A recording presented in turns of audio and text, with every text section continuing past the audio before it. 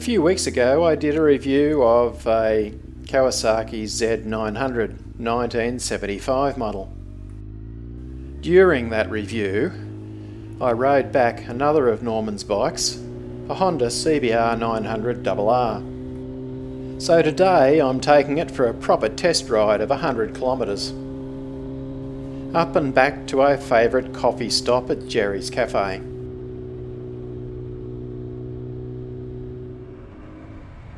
This is a 1995 CBR 900RR. It's now December 2021, so the question is, how does a 27-year-old bike compare to today's modern standards? Is this bike okay to ride, or is it a complete dog? The CBR is what you might term a sports bike, so I won't be riding on the freeway trying to do excessive speeds. This is really its native habitat, in twisty mountain roads. Unlike modern sports bikes, this bike has no pesky electronics to get in the way of the riding. Right wrist control is all you need. Yes, you could argue that ABS is an essential, but I've spent most of my riding life without it. Let's have a bit of a closer look at this bike. This bike is in almost complete original condition. It does have an aftermarket muffler, which makes it sound really nice and angry. Double piston Nissan calipers. They're good enough to make your eyes pop out of their sockets, so there's no problem with braking on this bike. The dash is quite rudimentary. But if riding pleasure's what you're on about, what else do you really need? The bike certainly sounds good.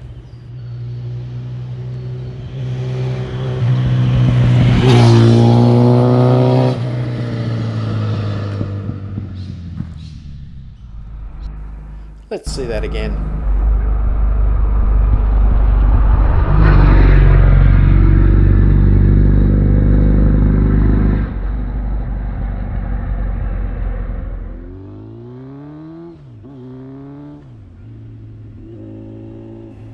I'm pretty tentative on the corners.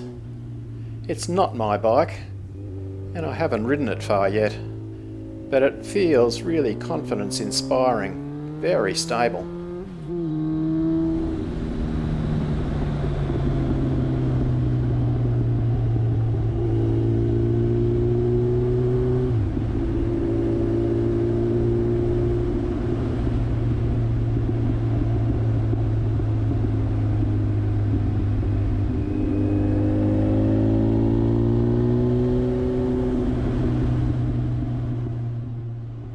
Okay, so it sounds good and it seems to go reasonably well, and it steers pretty well too.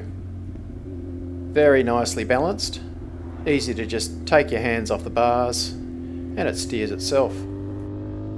The suspension is quite taut over these bumpy back roads, but it's not particularly harsh. The bike's got fully adjustable suspension, both for compression and rebound damping, and also spring preload for the forks. And I haven't shown it, but it's the same for the rear shock. So the suspension's really quite premium.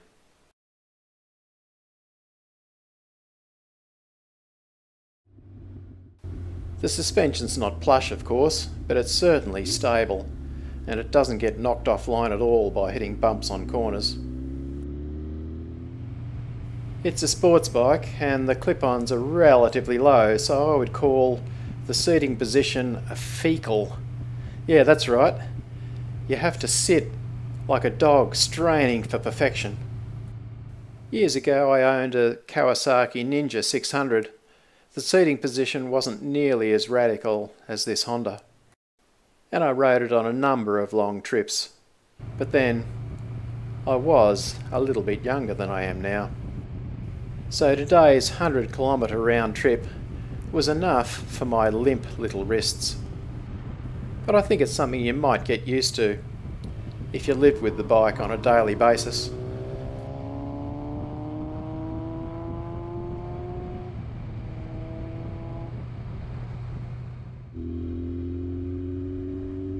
Okay, what about power? It's a 4-cylinder 900cc carburetted engine. And being a sports bike, you'd expect it to be a real animal to ride. But surprisingly, it's really quite a pussycat if you just ride it calmly. It can tootle along in 6th gear at 50 kilometers an hour without giving you any complaints whatsoever, and then accelerate from there until your eyes water. And the combination of the exhaust note and the induction roar really brings a smile to the face. At 100 kilometers an hour, it's only doing 4,000 revs, and it's not until 6.5 that you really hit the power. And on a lovely summer day like today, what's not to love about riding this bike? As I mentioned previously, there's a fair bit of weight on your wrists riding at anything under 80 kilometers an hour, but after that the wind tends to pick you up and take some of the weight off your wrists at least. And that seat is actually quite comfortable. It certainly doesn't look it. Apart from comfort, what's not to like on this bike? Well, it's way more power than you're ever going to use on the road, unless you're willing to lose your licence the first outing. Yes, it's quite happy to ride slowly, but you're probably only using 10% of the power. But then again, I'm just about to go up what's called Bumble Hill, a nice windy section that doesn't look windy on the video, of course, and I can't keep the stupid grin off my face. So let's listen to the symphony.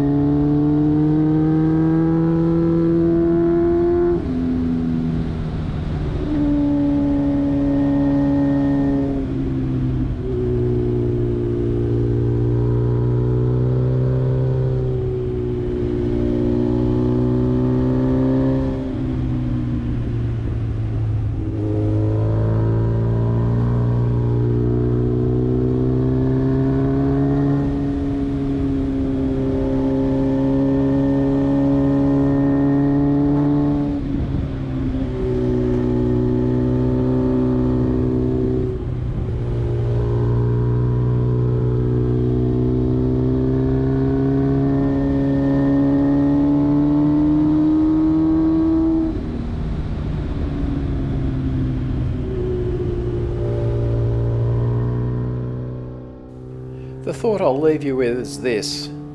If you wanted a sports bike with heaps of power, why would you pay megabucks for a new bike when for a few $1,000s you can buy a bike like this with everything that you'd need and so much grin factor that there's excess to spare.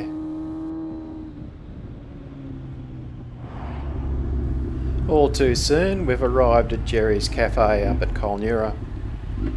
But the ride's only half over.